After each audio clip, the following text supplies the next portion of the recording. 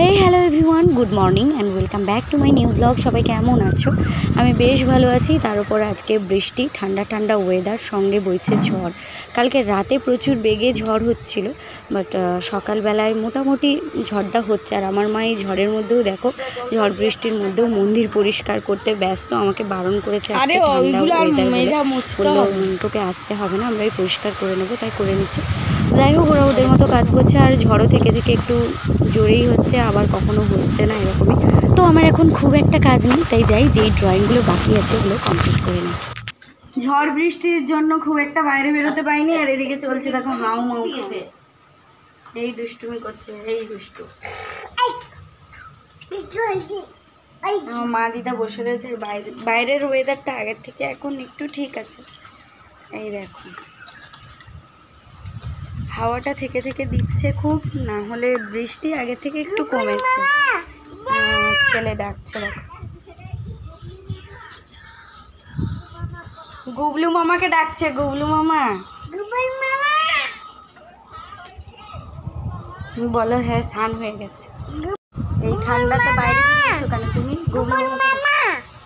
গুবলু মামাকে ডাকছে, আমার পাশের বাড়ির দাদাকে ডাকছে। বলো, তুমি খেয়েছো গুবলু মামা?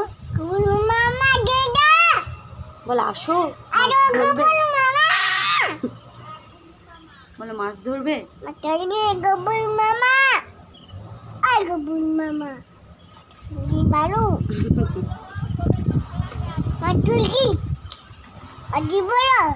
কি বলছে?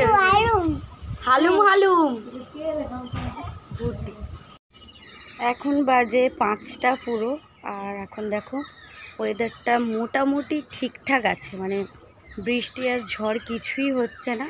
কিন্তু ওই কোনায় দেখো প্রচুর মেঘ জমেছে, মানে দেখে মনে হচ্ছে আরেকবার ঝড় বৃষ্টি আসবে। শুধু মেঘটা দেখো, আর কি দারুণ লাগছে, জাস্ট মানে এত ভালো লাগছে। ওরা দেখো, খুবই ভালো লাগছে। আকাশটা সব থেকে বেশি সুন্দর দেখাচ্ছে, তার মাঝেই গাছপালাগুলো।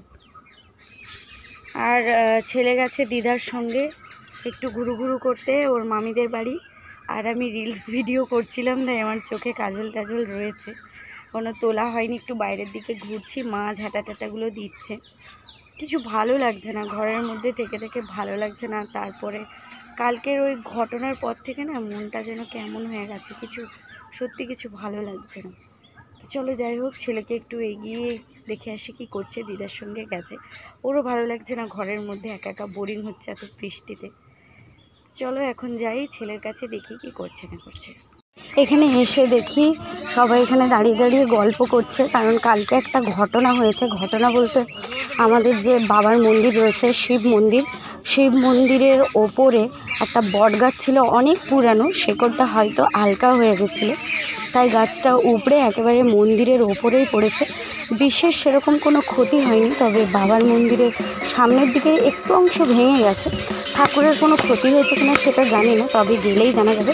আর আজকে আমাদের পাড়ায় একজনদের বাড়িতে মা যাচ্ছেন, দুই মা মনসা আর মা শীতলা দুজনেই যাচ্ছেন। ওদের বাড়ি রয়েছে জন্মদিন, 5 বছর পূর্ণ হলো, সেই উপলক্ষে মাকে নিয়ে যাচ্ছেন।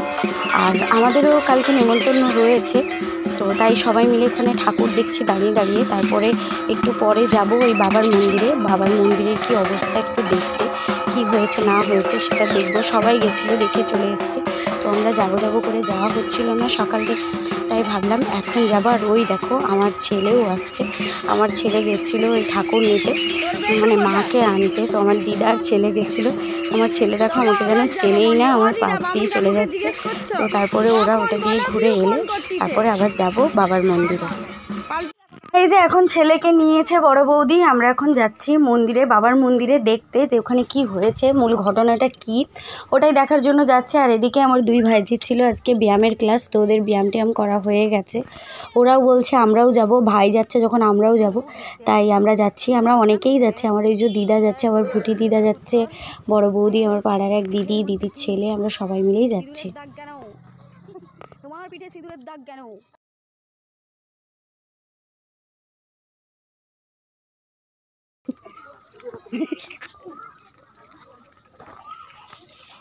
হ্যালো গাইস, এটা ধীমান।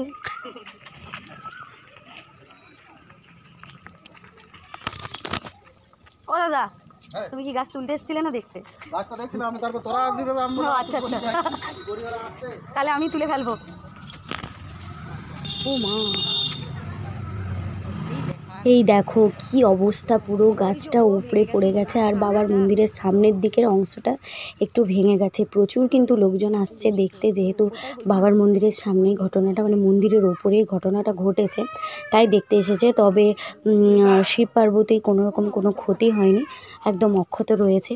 যাই হোক, কোনো মানুষের কোনো ক্ষতি হয়নি, এটাই সবথেকে বড় কথা। ওই মুহূর্তে যদি কোনো মানুষ থাকতো তাহলে তার কী পরিস্থিতি হতো আজকে, সেটাই সবথেকে বড় কথা। আর রেমাল ঝড়ের তাণ্ডবটা যে এখানে হয়েছে এটা দেখলেই বোঝা যায়। কিন্তু সেরকমভাবে খুব একটা যে ঝড় হয়েছে তা কিন্তু নয়, বিশাল ঝড় হয়নি।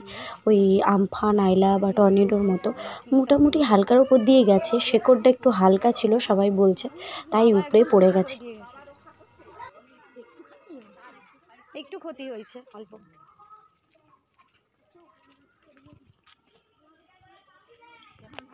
আরো এই সব নাকি ভাঙড়া ছিল, সব নাকি নাকি না মন্দির দেখা গেছে এমন।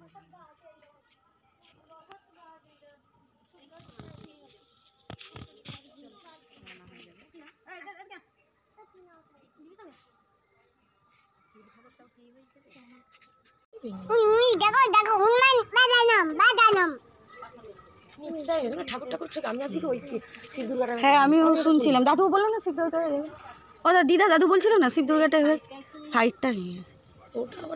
আমি যেন ছবিতে দেখছিলাম থাম্বাটা খুলে গেছে। হ্যাঁ ঠিক, প্লেস বুঝেই মানে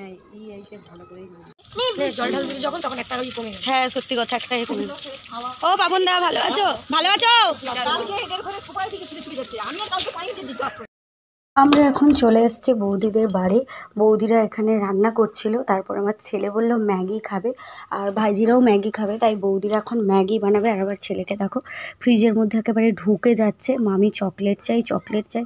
চকলেট তো খায় না, শুধু চকলেট চাই আর চাই, কিছু খাবে না, কিন্তু নষ্ট করার দিকে একেবারে এক্সপার্ট। চকলেট তোরা এত কিসের নোলা চকলেটের, একটা খায়নি বৌদি, শুধু নষ্ট করে ম্যাগি করে দোকান বসে তো বাঁকা চালিয়ে বসে মুড়ি খাবে, দাঁড়া কি দিয়ে খাবো, যা বুদ্ধি তোমাকে দিচ্ছি আমাকে ঘুমে করে দাও এক্ষুনি। ম্যাগি খেয়ে বাড়ি ফিরেই শুরু করে দিয়েছে দুষ্টুমি, আমার দিদাকে চেয়ার থেকে টানতে টানতে নিচে ফেলে দিয়েছে। আর আজকের ভিডিওটা এখানেই শেষ করলাম, দেখা হচ্ছে আবার নতুন ভিডিওতে। আজকের মতো টাটা অ্যান্ড গুড নাইট।